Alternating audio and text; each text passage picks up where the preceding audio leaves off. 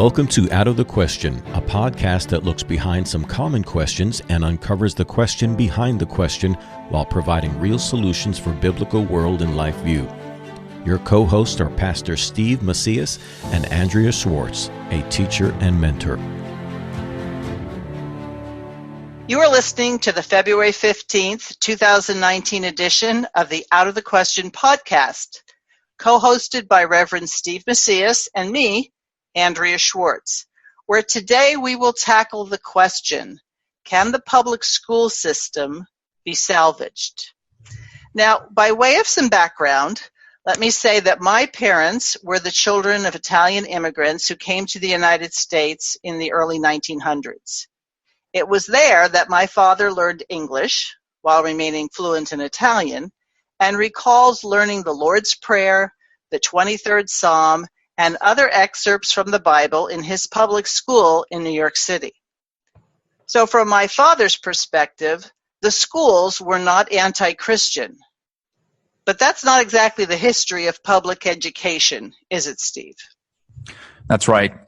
What we've discussed this past week with our Chalcedon Book of the Month Club study of the Rushdoony book, The Messianic Character of American Education, we discovered and rediscovered that American education from its foundations was intended to subvert the Christian faith.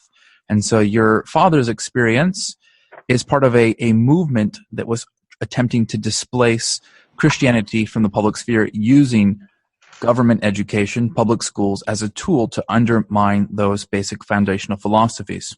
Now, we had a great and lively discussion with the few dozen of us that were on that call, but we also had a wonderful talk afterwards. I did a Facebook Live thing. We had a few thousand people chime in on there.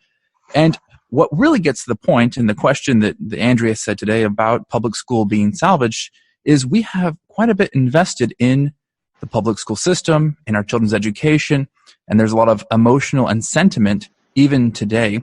And I think that's why you chose our guest, right? Right. Well, again, for some background, there are many professing believers that actually truly consider that placing their children in state schools is somewhat of a missionary endeavor, that if they abandon the schools, that would be wrong because there wouldn't be a Christian witness. And I have to say, there are a number of Christian educators who teach in the public schools. So when we talk about state-run education, we're not slamming people for the sake of slamming people, but we do know that there are parents who merely like the convenience of having their kids go to public schools, and they haven't really associated any societal ills or trends with the institution itself. Right. They've bought into the modern idea that education is largely just a product, and if it looks and gets the job done, then that was really the purpose of it anyway.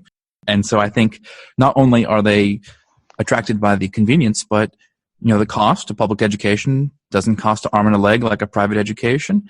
And there are many public schools that get their children into public universities, and they see it as a pathway to great jobs. And so, like you said, there are parents who, one, look at it as a public schools do the job I want them to do, and that is give my child an entrance to the job market, or that public schools aren't as bad in their neighborhood. They often believe that. Or they believe that public schools are their only option because they're so intimidated by homeschooling or Christian education pricing or structures. Right. Well, today we have as our guest an educator, Caryl Ayala, who has spent 20 years in teaching, primarily kindergartners and younger. But recently, her educational pursuits have taken a different form, as she became personally knowledgeable regarding just how unchristian and anti-Christian the public schools have become. She's joining us from Texas. Thanks for being with us today, Caryl. Well, thank you for having me. It's a pleasure to be speaking to y'all today, and I hope that I have something that I can share with people that they can definitely use. So why don't you just tell us a little bit about yourself, and then why I even wanted to talk to you. I mean, there are lots of teachers out there. What makes you unique in the kinds of things we're talking about today? Well, I've been married for 31 years. And I have two grown sons that are married. They're young, but they're married. And let's see, I taught mainly in traditional public schools, but I have taught some in private Christian schools, a couple of them. I dabbled a little bit in homeschooling when my kids were preschoolers and had many homeschooling friends. But I never believed there was only one way to school. And I always believed that the parents were the first teachers and had the primary responsibility of educating their children. And so when in 2015 and 16, my 20th year of teaching, because I had stayed home with my kids off and on for a long time, welcoming schools was brought into my public school. I had a lot of questions. Okay, so tell us what welcoming schools is. It sounds like a wonderful thing. Yeah, It's welcoming, right? right. Oh, it's a great name. Many things that I found out that welcoming schools is that it's a program that was primarily designed to target elementary school age children by the Human Rights Campaign, the largest LGBT political lobby group in the country. And their goal is to normalize and to bring in, the idea that the lifestyles, the LGBTQ lifestyles are normal. It's like a anti-bullying program. So when they brought that to our campus here in Austin, I didn't know anything about it. I had never heard of it before, but it was obvious to me that the goal was to normalize those behaviors from that community in pre-K. And this is targeted towards preschool, kindergartners, first grade, second graders. This is a curriculum meant for kids who are 4 or 5 years old to start learning about homosexual sexual relationships, correct? Yes, it actually targets, they'll say it starts in kindergarten. It's actually an elementary school, so it would go up to 5th grade. And they will tell you, as we had many conversations, it's not a curriculum because it's a program. The reason that's so important is because anybody that's involved in education knows that if it's a curriculum, it has to be approved by someone. It has to be vetted. It has to meet some guidelines, particular guidelines that are by the district or the state. And so it's not a curriculum, it's a program.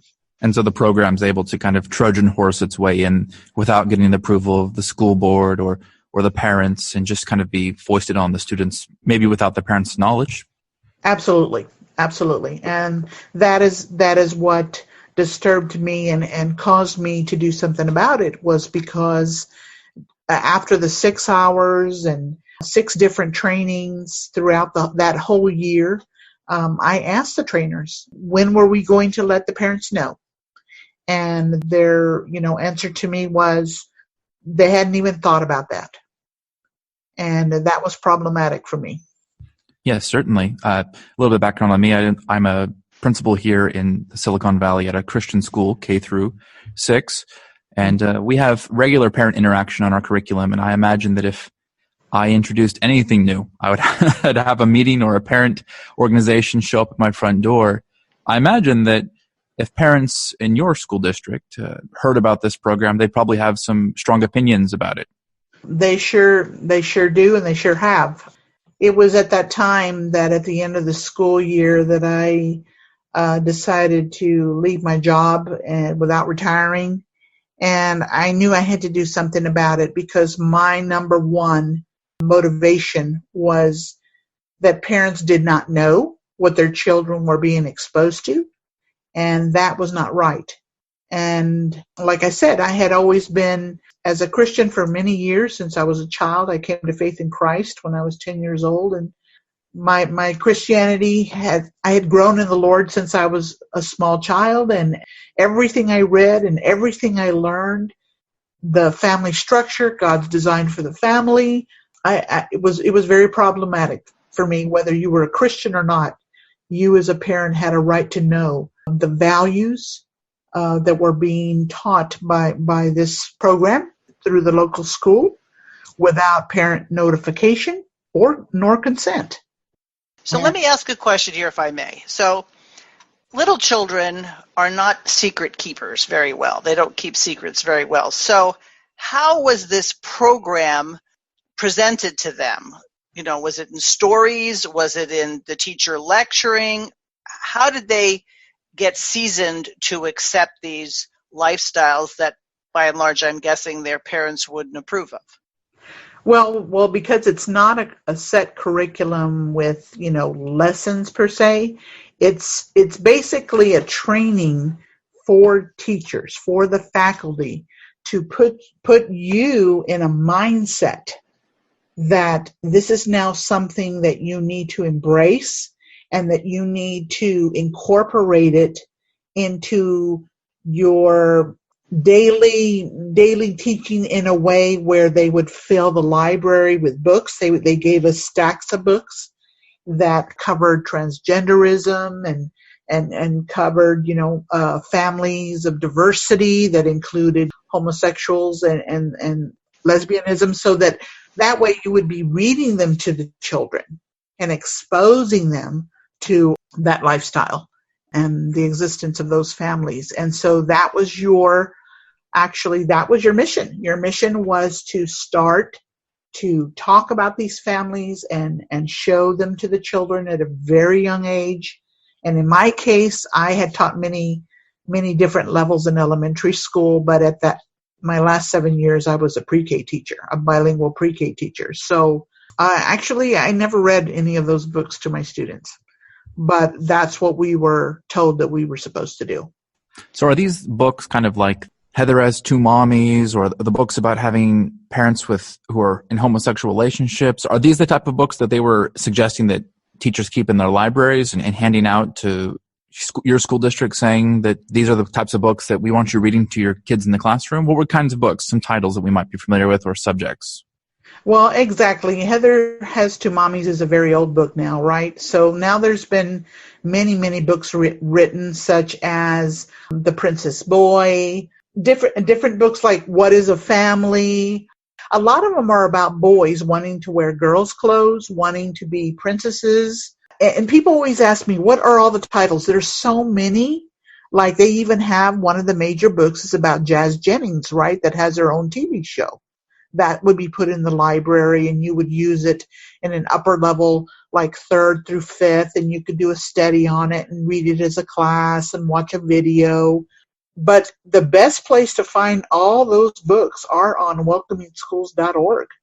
So that's why I just tell people, well, if you want to know what your library is full of and what your kids may be exposed to, go to their website. They have all the titles. So assuming you had teachers who actually were reading these stories, mm-hmm. Did any parents ever hear from their children and come in and say, what is it you guys are doing? Not that I'm aware of, because people weren't talking about it. The teachers, they weren't talking about it like my grade level team. We didn't, since you pretty just much work with your team, we never really talked about what we were doing. And I think it was a problem that the teachers weren't necessarily following what we were told to do, because then the school started to say, okay, now we're going to get the counselors to do it. And we're going to, when we would have a faculty meeting, they made a point to say that they knew who was checking out the books because they had them featured on special shelves. So I think I cannot personally say that happened in pre-K. That doesn't mean it didn't happen with older children, but I knew that the administration was very keen as to that they knew they needed to promote it a lot more. And so this is obviously something that you took a stand on and has affected your career and your livelihood. What has been general reaction to those teachers or parents you've worked with who have heard your story? And then if you could you give a bigger picture of how much the human rights movement has impacted school? Is this just something that's happened in one local Texas school district, or is this a program that's being foisted on school districts all over the place? Well, there's so much to tell. Let me see. Well, it turned out that in doing some research, and I did come out in an article that was entitled, it had the Trojan horse attached to it through the Southern Baptists of Texas Conference convention that we have here in Texas, one of them. And so after about 5 months of doing some research with a legislative liaison, we did find out that the Human Rights Campaign had and has opened offices all over Texas. They had picked Austin to be one of their flagship schools to introduce this Welcoming Schools program. And they're approximately, and I'm not going to give you the right number because I can't remember it right now, but it's something like 18. There's 18 school districts all over the country that they, at that time, and this was about 2 years ago, they had targeted to introduce this program across the country. And the reason we know that we are a flagship school district is because of our FOIAs, our Freedom of Information, that we requested from the district. And so we read their emails, and we read some correspondence between the Human Rights Campaign, which our district was denying that they, and this is Austin Independent School District, they denied that they had a relationship like that with the Human Rights Campaign, but we were able to get the public emails and to verify that and to learn that this is happening all over the country.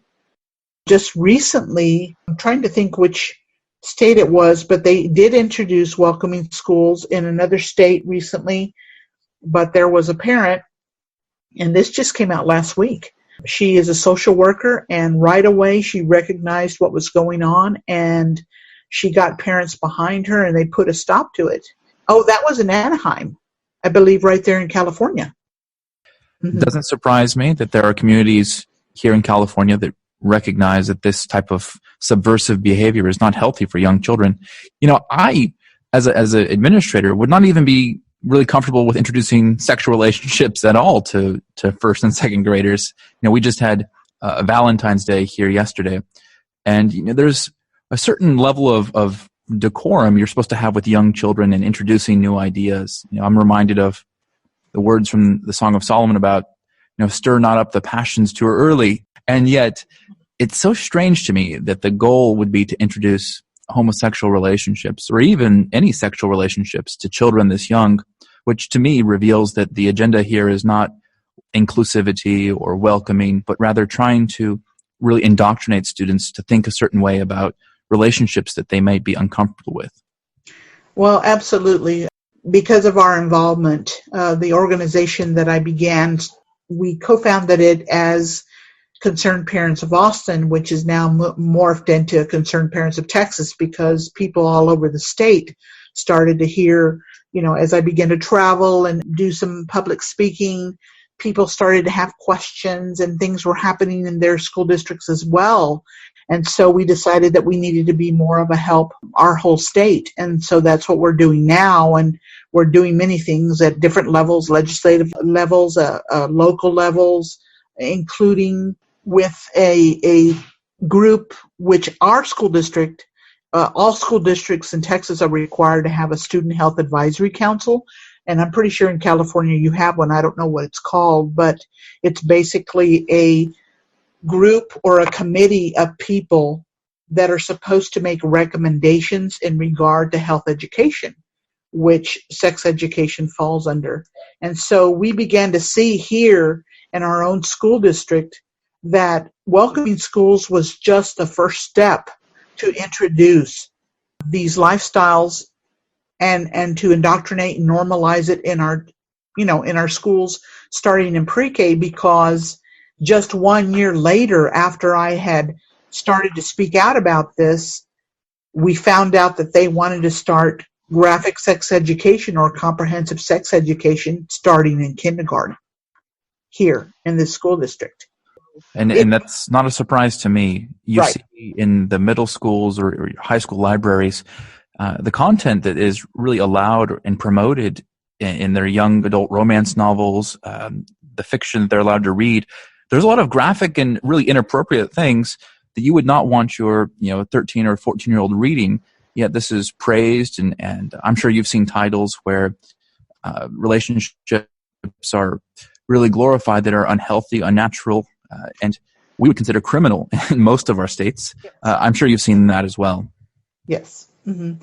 And I actually took it upon myself to start reading some of those books, because as libraries started to, here in our local school district, with this big push of welcoming schools, and then now we celebrate Pride Week here in our school district. Now I know that, California does a lot of those things, but in Texas, it's very unusual, but not unusual in Austin. And so it's kind of, it's just one place in our state where we are totally on the fringe of doing things. But it's not by accident. As y'all know, this is, we since we've been following this and more things have been coming to light, we began to discover that it was not just welcoming schools. It was not just wanting to start sex ed at kindergarten all the way to 12th grade, which we've been able to push back now for 2 years. It's creeping into the core, right? The core content. It's all strategic, and Planned Parenthood and their affiliates sit on that committee, are representative, and they teach sexual rights over sexual health. And so we began to put the pieces together and how it was all happening here. So it's no surprise, like you were talking about. That's right. It's quite a remarkable time in our public schools history that folks like the Gideons, who stand on the sidewalk and peacefully hand out Bibles, are being sued with injunctions, but yet Planned Parenthood and Human Rights Campaign that are really destroying our children are welcomed in and given the front seat of the classroom. So it is a difficult time to send your kids to public school, and one has to question, how bad does it have to get before parents are willing to wake up? And I know that here in San Francisco, California, it's really hard for me to look at Christians who send their kids into these public schools with gay pride flags hoisted 1 month out of the year and say, are you serious that this is acceptable for you to send your child into this environment? That was the question I was going to ask you, Caryl. As a result of you bringing this to light, what was the reaction of other Christian teachers in your school district, and did people start pulling their children out of the school? Well, to date, I have not had any contact with other Christian teachers. No one in this town has done what I've done as far as leaving their job that I'm aware of. Now, I do, because I had, many contacts in the schools in certain ways. They do come tell me stories. They do come tell me that they don't want to teach the material to these young children. They're uncomfortable, but none of them have literally gone, to the point to say, I'm not going to do this. I just hear stories. Now, as far as taking kids out of school, yes, that happened. Because I decided to have a meeting early in 2017 at my church, I decided I was going to have just a public meeting, open to the public. And I said, anybody that's interested in this or thinks this is important, please come. And I did have a handful of parents show up that were public school parents. And I wasn't even sure how they heard about it, but they showed up and they were very, very vocal in that meeting. And their kids attended some very, as far as public school goes, traditional public school, very high performing schools with lots of opportunities and lots of parent involvement. And they literally, many of them have pulled their kids out of school and are continuing to do so. Well, that's good news. Mm-hmm. What kind of blowback have you gotten in terms of threats or people trying to silence you? Right now I have on YouTube, I had done a conference about, I guess it was about almost 2 years ago. And that YouTube video has already gotten, I was really surprised, about 500,000 hits. I was one of them. That's how I found out who you were. Right. And I was just like, I don't even look at it. I didn't even hardly see it or check on it. And then one day I looked at it and I went, what? And then I realized that's where I was getting people that were like yourself, had contacted me either to say, we're praying for you, we know this is happening. But I do get people that do tell me very vile things. But I can tell you with the school district, what they have done is they have, as part of their strategy, it is to pretend I don't exist. It's to pretend I don't exist, especially because I am a teacher and especially because I taught for them. And so now I deliberately make sure that I do get to share with the audiences that I speak to, because I do it on a regular basis at the board meetings and the shack meetings. And I always tell them, this is who I am, and I taught for this district. And this is why I'm doing what I'm doing. And now I make it a point, because I think it's very powerful that parents know, anybody that's listening knows that the reason I'm sharing this with the public is because they're afraid, because I'm in a really big way, I'm speaking for parents who, for whatever reason, and there are many, are not speaking up out of fear for many reasons. I'm speaking up for them. So you said you were teaching in a bilingual school. Do you think some of the parents might be hesitant because they are concerned that they can't provide an education for their children otherwise? Are there not private Christian schools in Austin that would be a better fit for sure? Well, I can tell you that in the bilingual Spanish-speaking population, number one, they don't even know what their rights are as parents. They have no idea what they can and cannot do. A lot of them, of course, won't do anything because, number one, they believe that coming from their countries, teachers are highly respected, and you're like a doctor or you're like an attorney. And so they believe that you know best. They do. And so they trust teachers. They trust a teacher. They feel that you know what you're doing and you're the expert. And so they have this really big amount of respect. And they don't know that they have rights. They don't. I had a father ask me one time, I had two of his daughters in pre-K, and he was a bilingual person. He spoke English just fine. I didn't know he did because I usually spoke with the mom. And one day he was at the school and he saw a yoga sign on our PE classroom. And he said, "Do y'all teach yoga here?" And I said, "Well, sir, I really don't know. I know that it was a special event that we had, but I don't know if this PE teacher, she's brand new, and I don't know if they do yoga." And I remember he looked at me and he was like, he didn't like that. And I remember telling him, "Sir," I said, you could say that you don't want your daughter to participate in that. I said, "She is your daughter." And he just looked at me with this look like that had never crossed his mind. And so these parents are not going to speak up because, frankly, so many of them in my short years in bilingual education of only 7 years, I can tell you that they have been bought off to a level that they are not going to speak up or say anything because they're afraid they're going to lose out on opportunities or things that they are given. What sort of things are they given?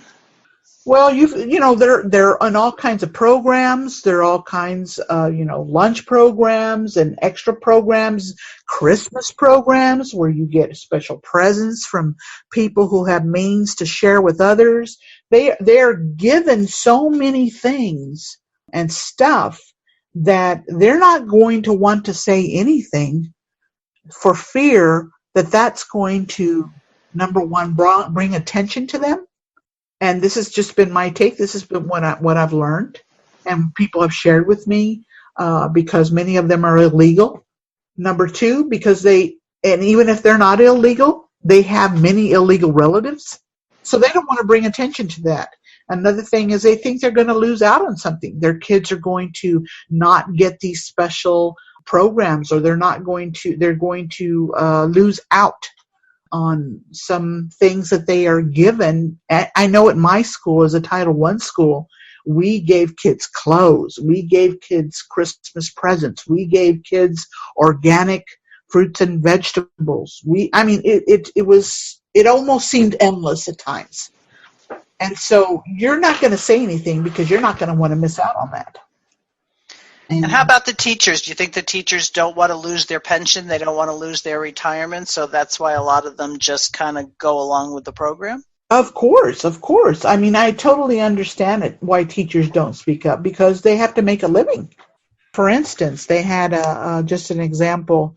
Just recently, they had a parent survey because we had brought up some attention to the district that they were not listening to parents and they were not getting a diverse voice from the student population's parents. And so they decided to come up with this parent survey, and the parent survey included staff, it included high school kids, it included taxpayers. And we are a school district of approximately 80,000 students. However, only 5,000 people, plus a few more, did this survey. And I called them out on it, concerned parents, we called them out on it. This is not a parent survey. Since when do teachers, staff, high school students, and taxpayers why would that be called a parent survey? Teachers told me that they were coerced to do it. That when they did not want to fill in some of the blanks because they felt it was inappropriate, they were told by their administrators, you will do it. You will fill it out. Yeah, this is the great irony of what has now become human rights anti-bullying campaigns have used these kind of coercive, manipulative efforts to kind of force their ideas down the throats of staff and parents and students. You know, the anti-bullying or anti-hate campaigns have really instigated a lot of bullying and hate towards traditional Christians or folks with traditional values. Mm-hmm. It's not really an inclusive program if parents and those with traditional voices aren't welcome at the table. It's really an unfortunate series of events. Well, I have a question for you, Caryl, and I really mean this sincerely. The homosexual transgender thing is what kind of got your attention. But for years, you were teaching in a school that wouldn't allow the Bible, wouldn't allow the name of Jesus Christ. Prayer was prohibited.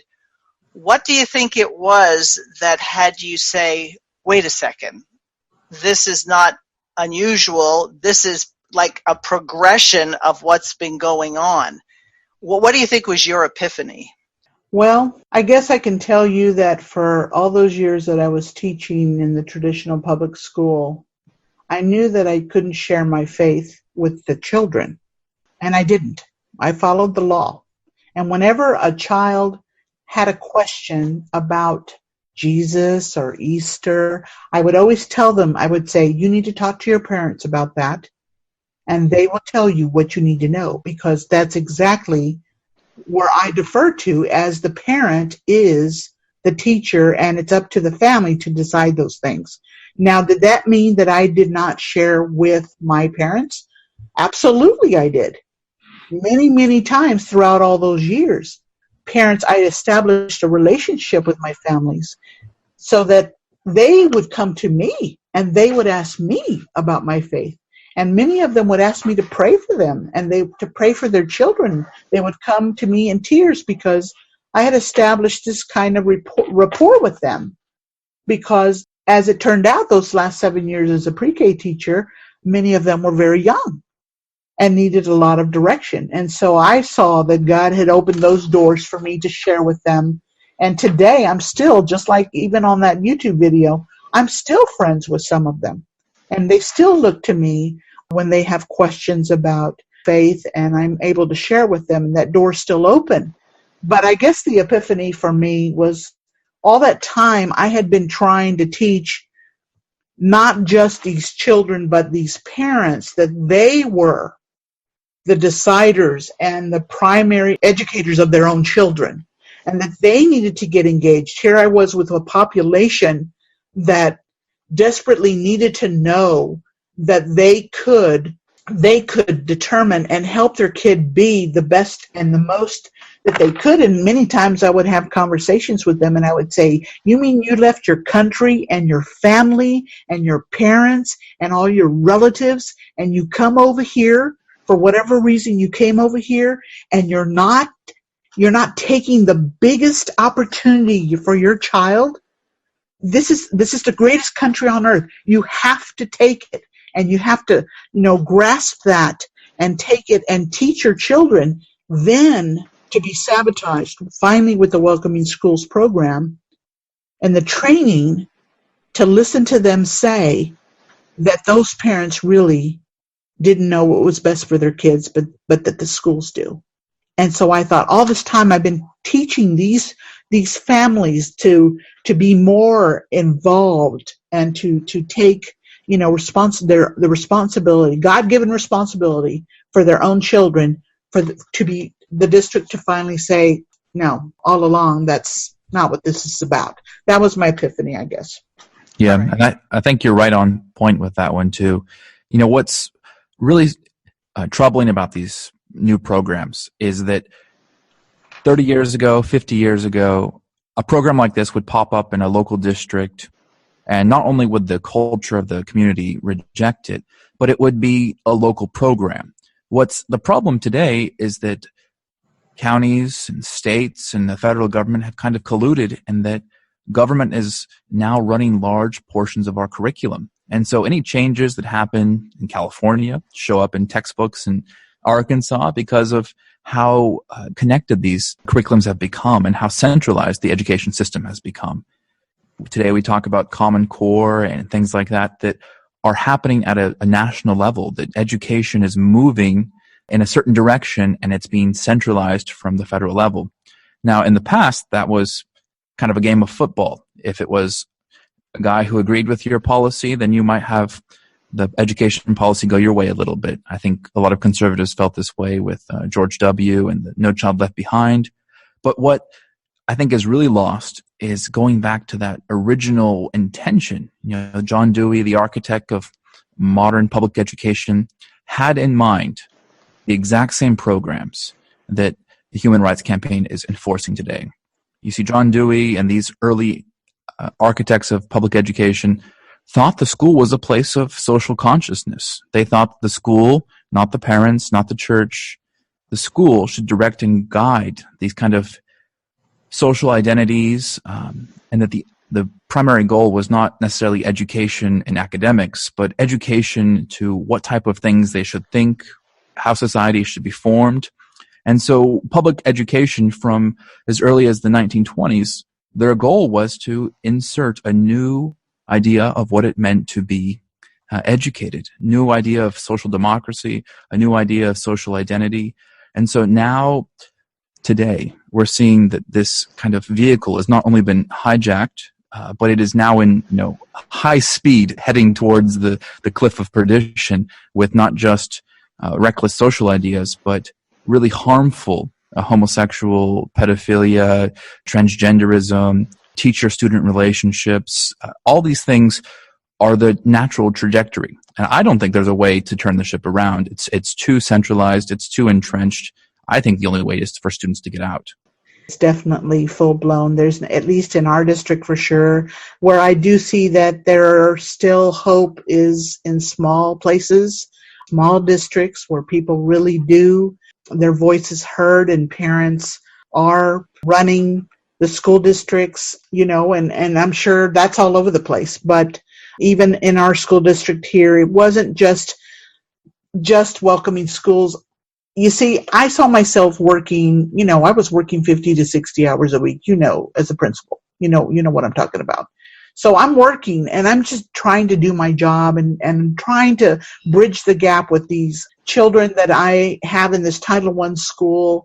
And I'm trying to help them academically at least come up to par, right? To the basic level. So all I'm doing is working. I'm not paying attention to all this other stuff, all the school board and yet when I looked at this completely, I began to see all the other moving parts. I began to see the mindfulness that came in with this as well. and the social emotional learning, and I'm having to take records of my pre-K students as to whether they can look me in the eye and when I speak to them, and how are they treating their other kids in the classroom, and keeping these private records on their behavior. And so I'm seeing it just explode. Does that make sense? Oh, you definitely. Yes. I think one of the last bastions of getting a lot of this stuff through, what you're talking about, John Dewey, is that it was taking place in high school, it was taking place in junior high, but it hadn't yet come totally into elementary.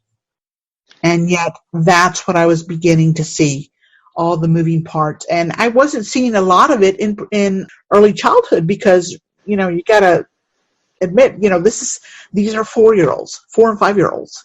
We're not getting into curriculum per se, like a third grader, fourth grader, fifth grader, even in elementary school.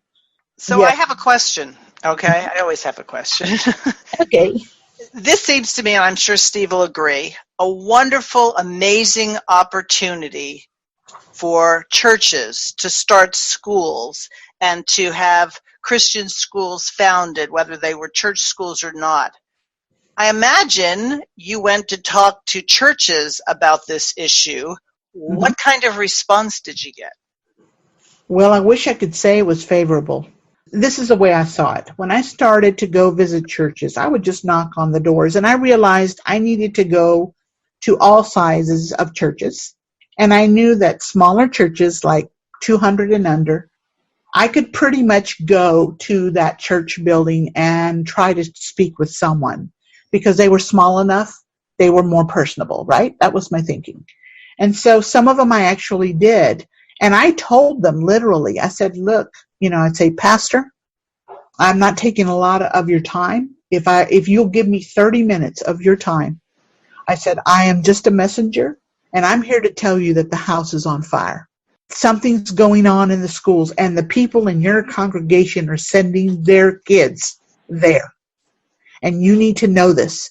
Don't you want them to know? And over again, they did not want to know. They did not want to know.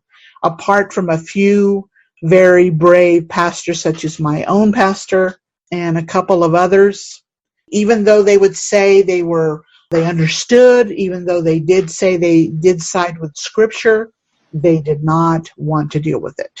So that's the norm, actually. What do you think was the reason that they didn't want to do it? That they had public school administrators in their congregation, or they didn't want to have people divert funds to private education that might come away from the church? What was your take on why they were unresponsive? I'm no expert, but I started a church in my house 22 years ago. It was a very small, started by 8 people. It's not a huge church. It's probably about 150 people now on 7 acres on prime property. But I can tell you that was the first thing that came to my mind, that they had buildings, that they had, have to pay the AC, that they have utilities to pay and staff to pay. And they did not want to lose people. And that's the first thing that came to my mind. Plus, with the push of trying to be in the culture, trying to be welcoming to people to the gospel, they do nothing. They on either way. So they didn't want to lose people. It's not just the less than 2% of the population they were concerned about, but they were concerned about all the family and friends of that less than 2% of the population. That's what I've seen. I did have one, like on my YouTube video, one pastor did tell me. He said, I would rather err on the side of love than truth. Wow. Well, he's going to have a rude awakening. Whoa, I was shocked. Let me tell you, I was really shocked because let me tell you who would listen to me. When I would go to a big old church, and these were some of the churches that I had attended because I've lived here for almost 27 years. I would go to those churches here in my neighborhood, and they would say they would get back with me, and they'd say, well, what's it about, And I'd tell them a little bit, and they'd say, oh, okay, we'll get back with you, which they wouldn't. But I would take the opportunity to speak to a mom who was on the premises because they had a little preschool there at the church, right? And I would ask them, I'd say, do you have kids in the local public school? And they'd say yes. And I would tell them who I was and what I was doing. And just the look on their faces, wow, I realized that those were the people that cared. It was the mothers, it was the grandmothers, and yet the people behind the pulpit would not give them that information. That just really, that appalled me. I just didn't get it. I really didn't get it. At Chalcedon, we tend to believe that if something didn't start off right, it's very hard for it to end up right. And since the public schools had an anti-Christian motive, I imagine there are going to be people who hear this who are going to say, okay, we agree that these schools can't be salvaged, but we have people, we have relatives, we have friends who are still involved. So I would like you to supply us with some contact information so that people can either talk to you directly or the resources that they should investigate for themselves to make these determinations. Tell us how to get a hold of you or how to get a hold of the information. Yes, we did come to realize that because the more I talked to groups of people, Christian people, conservative people, and I was telling them what was going on, I would get a lot of answers from them like, oh, my kids go to private school. Oh, my kids are homeschooled, which is great, right? But I said 90% aren't. And so we came up with some materials on our website that we offer parents that anyone can, download at our concernedparentsoftexas.com. We in particular have this amazing document that the Liberty Council there in California has written up. And it's much more than an opt-out form that you're going to find at your local school. In particular, it spells out many organizations that you are telling your school that you do not want your child subjected to, such as Planned Parenthood and their affiliates, and GLSEN, and GLAAD, and Answer, and so many organizations, the Human Rights Campaign, Pride Week. So there are a lot of things on there that once you give that letter to the school, you are telling them, I don't want my child to have any exposure. And we also have some simpler ones that only a teacher would know about, such as I tell parents, Jehovah's Witnesses, we've been accommodating them for decades in school. Why not you? Why not you? Why don't you say, just like a Jehovah's Witness, I need an alternate space. I need an alternate space for my child. And so you can go to our website. We do have lots of materials there. We also have some recommendations, because if you're not going to subject your child to graphic sex education, then what are you going to do? Because you do need to address these things.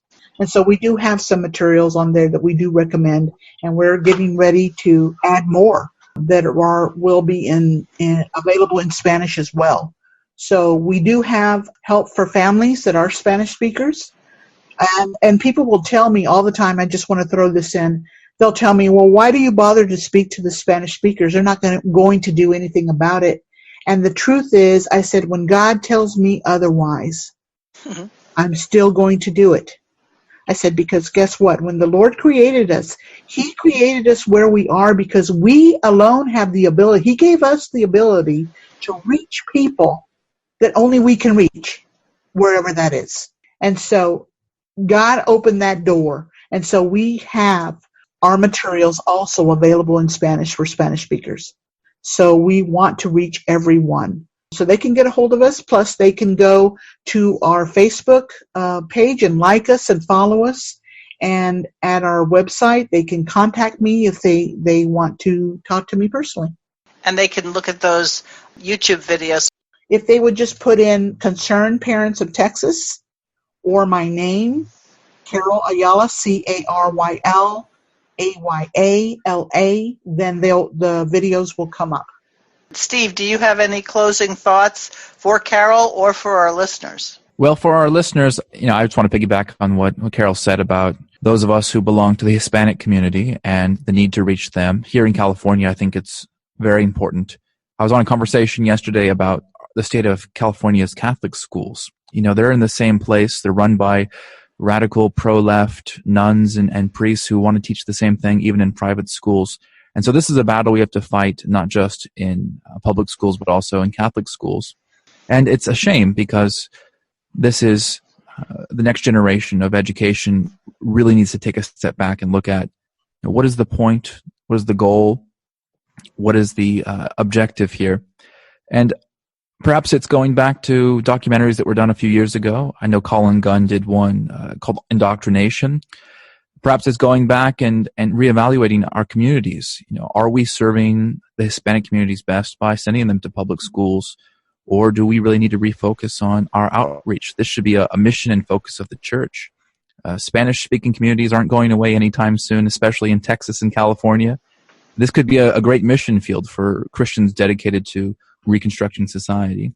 And of course, we'd be remiss if we didn't mention that a lot of these answers and problems were predicted in Rushdoony's books, whether you read his book, The Messianic Character, or if you read his philosophy of Christian education. Rushdoony was predicting that the next step was Marxist philosophy, followed by sexual philosophy, followed by everything that we're seeing today.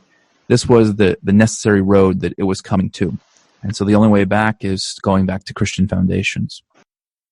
And I can add that at Chalcedon, if you put my name in homeschooling, there are plenty of articles, there are plenty of videos and audios that deal with helping people get started. In a very real sense, Caryl, Steve, and I work in different theaters, but for the same goal, furthering the kingdom of God. I imagine, Caryl, that there are people who will be listening who are teachers and say, okay, what should we do? How could we do it? And I'm convinced if people took the idea of education seriously in terms of training children from the time they wake up till the time they go to sleep, we could have a mass exodus from the public schools. And instead of being concerned that the witness isn't there anymore, we should be that the light will go out and people will come to these newly formed schools. And I really hope that people listening realize that that's the future. The future is that we train people from the earliest of ages and their parents to love the Lord Jesus Christ with their whole heart, mind, soul, and strength, and they will be the best educated people there are. That's right. Well, Caryl, thanks for taking the time. Thank you for having me. Listeners, if you would like to comment on this podcast or make some recommendations for future ones, you can email us at outofthequestionpodcast@gmail.com. Thanks for listening to Out of the Question. For more information on this and other topics, please visit chalcedon.edu.